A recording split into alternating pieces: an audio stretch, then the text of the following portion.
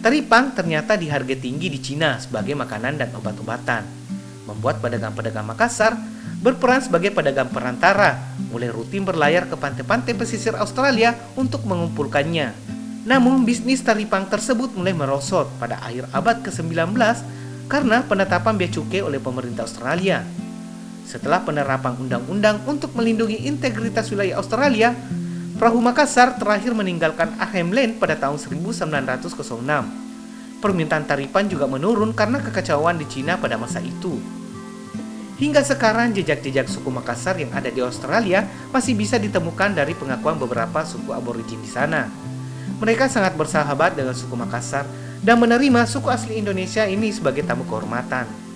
Asia Ramli mengatakan yang mengajarkan peradaban kepada suku aborigin adalah orang-orang dari Makassar. Oleh suku Makassar, mereka diajari membuat sampan, pisau hingga berpakaian. Saya katakan tadi itu kan mereka kan ini membangun teripang, industri teripang di sana. Jadi itu teripang diambil sebanyak-banyaknya ke daratan dan itu akhirnya diajarkan juga kepada orang-orang aborigin. Nah, bagaimana cara membelah teripang, ya, kemudian merebus teripang, kemudian mengasapin teripang. Bukan cuma itu, orang Makassar juga mengajari kepada orang bagaimana membuat pisau, membuat kapak, membuat kampak itu. Kan orang aborigin tidak tahu, peradabannya masih sangat waktu belum tahu apa-apa. Jadi yang memberikan peradaban, yang mengajarkan peradaban itu adalah orang Makassar, termasuk pakaian itu. Cara membuat sampan, mereka dulu kan tidak bisa membuat sampan. Bagaimana membuat sampan? Tidak ada kampaknya, tidak ada parangnya. Orang Makassar yang mengajarkan itu. Hubungan Makassar dengan penduduk Australia masih diingat hingga saat ini, melalui sejarah lisan lagu-lagu dan tarian, lukisan-lukisan batu, dan juga melalui perubahan warisan budaya yang diakibatkan oleh hubungan ini. Makassar menukar barang-barang seperti pakaian, tembakau, pisau dan nasi, serta alkohol demi hak untuk menangkap ikan di perairan aborigin. Selain itu, mereka juga mempekerjakan penduduk asli. Beberapa komunitas aborigin di Arnhem Land mengubah ekonomi mereka dari berbasis darat menjadi berbasis laut. Karena masuknya teknologi Makassar seperti perahu kano. Kapal-kapal yang mampu berlayar itu tak seperti kano tradisional, memungkinkan penangkapan dugong dan penyu di laut. Beberapa pekerja aborigin menemani orang-orang Makassar kembali ke Sulawesi Selatan.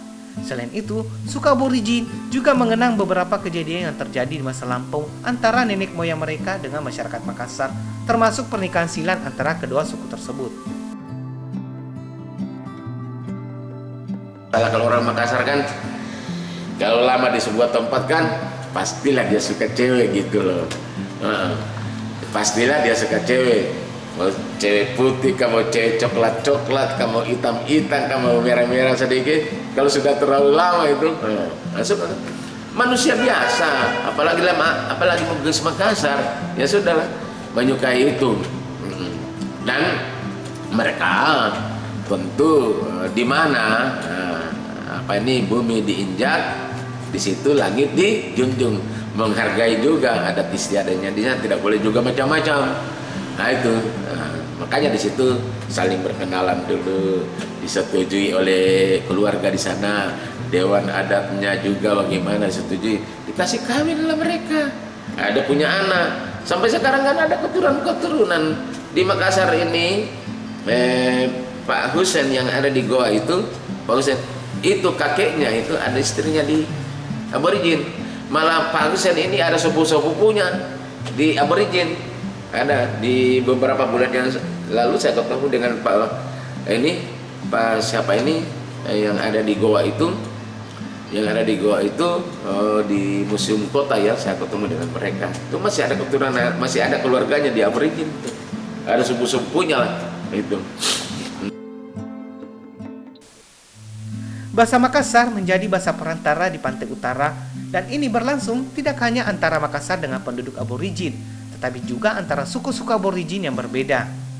Banyak kata dari bahasa Makassar masih dapat ditemui dalam bahasa-bahasa aborigin di pantai utara, misalnya rupiah atau uang, jamak yang berarti kerja, dan balandah berarti orang kulit putih. barang-barang yang diperdagangkan Makassar menyebar hingga ke selatan. Selain itu, kemungkinan Makassar telah membawa agama Islam ke Australia. Dan pernah ada yang mengatakan jika suku Makassar adalah suku pertama yang menemukan dan bersahabat dengan suku aborigin. Hubungan kedua suku berbeda benua ini bisa dikatakan hubungan persahabatan yang terjalin cukup lama.